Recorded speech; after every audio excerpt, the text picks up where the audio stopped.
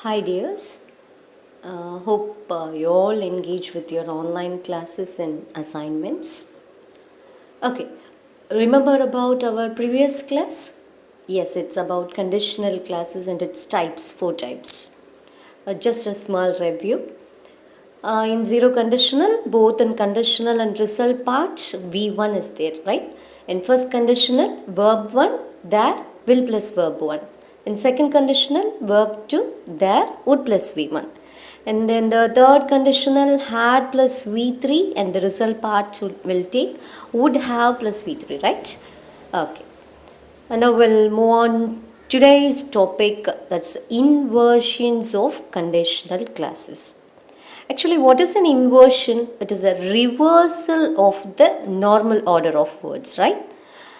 Here in the first conditional inversion, see this example. If you should need my help again, just give me a ring.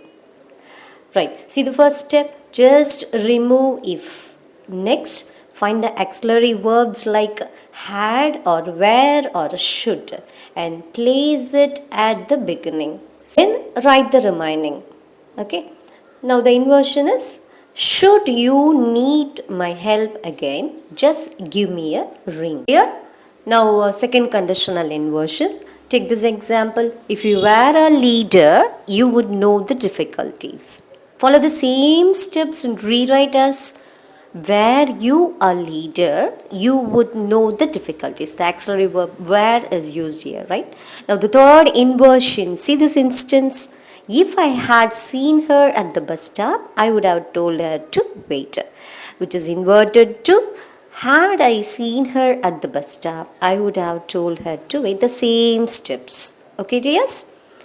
Still you have any doubts? Send me a voice message. 95% of students responded very well to my past 2 assignments. Very good, keep it up. Regarding this topic too, I'll send one worksheet and expect everyone should complete it. Okay, take care of your health. Bye.